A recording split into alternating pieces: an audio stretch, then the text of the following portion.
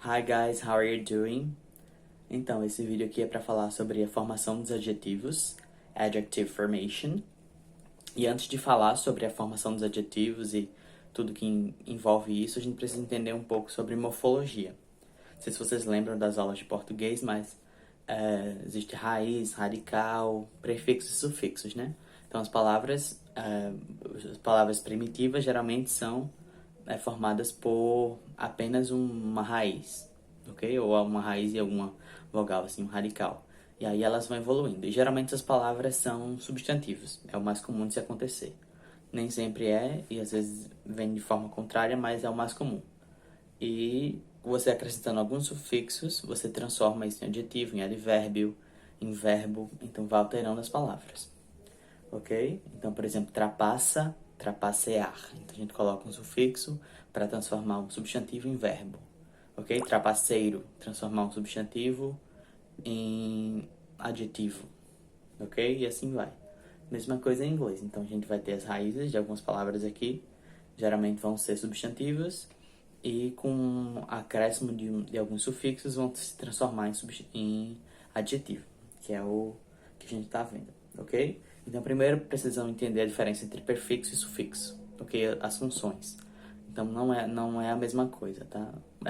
Prefixo, como a palavra diz, né? Pré, então é uma palavra que você coloca antes, e o sufixo ela vem depois. Então, o prefixo vem antes da raiz ou radical e o sufixo vem depois, ok? E a função do prefixo é diferente do sufixo. O prefixo dá uma ideia, acrescenta uma ideia à palavra. Já o sufixo, ele tem a função de mudar, às vezes também vai acrescentar ideia, como a gente vai observar aqui, mas o foco é mudar a classe gramatical. Então, sempre que você acrescentar um sufixo, a classe gramatical vai mudar, não fica na mesma classe. Já os prefixos não, a palavra fica na mesma classe gramatical, só que você muda a ideia. Por exemplo, amigo, inimigo. Ok? Então, ainda continua sendo um substantivo. Só que a ideia é contrária, o amigo do inimigo.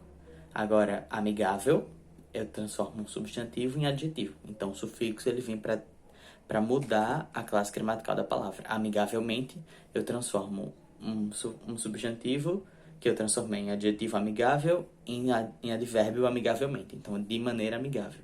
Ok? Então, para isso que serve o sufixo. Ele vai alterar, sempre vai alterar a classe gramatical da palavra. Ok?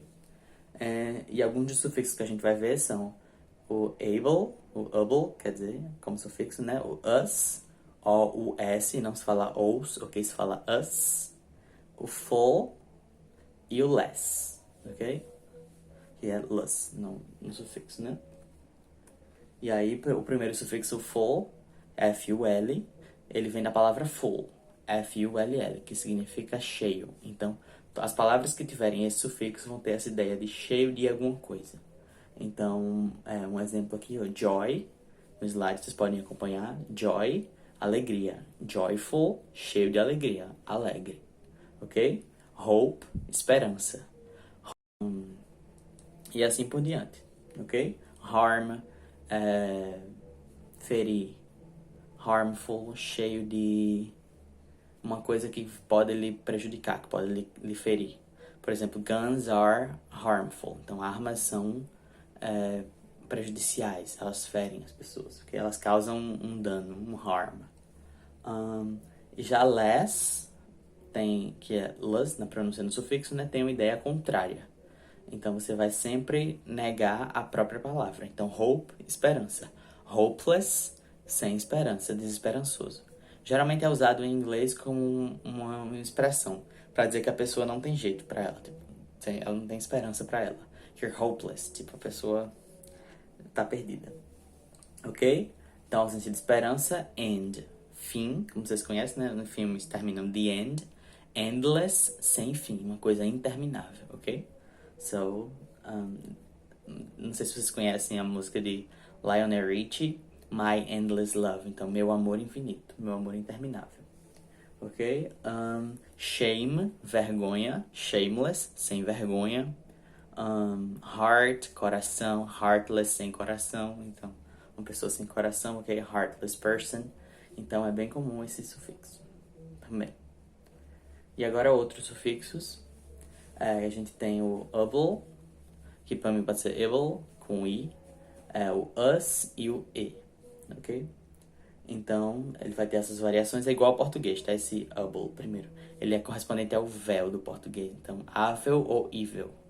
Então, alguns exemplos aqui. Invisible, invisível. Unbelievable, inacreditável. Unforgettable, inesquecível. Irreplaceable, insubstituível. Acceptable, aceitável. Unacceptable, inaceitável, ok? Então ele vai ter essa ideia, evil ou ável em português. Só que tem uma diferença no inglês em sílaba tônica.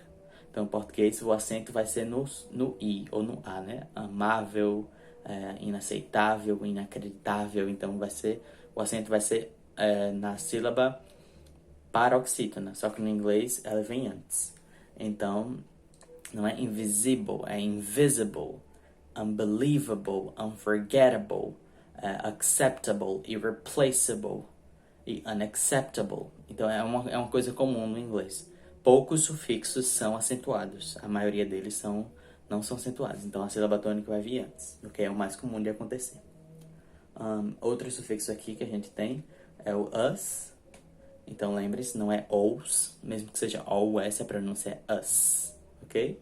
Então algumas palavras, danger, perigo, dangerous, perigoso ou perigosa. Em inglês não existe gênero, ok? Para coisas, então, e para adjetivos. Então você tanto faz para homem ou para mulher. Então danger pode ser dangerous, pode ser perigoso ou perigosa, ok? Nerve, nervo, né? O nervos, nerves. Nervous, nervoso, nervosa, ok? Caution, cuidado, de cautela, tá? Não é de cuidar de alguém, não. É de ter cuidado com alguma coisa. Cautious, cuidadoso. Uma pessoa que se preocupa com as coisas, está sempre atento aos perigos. Fame, fama.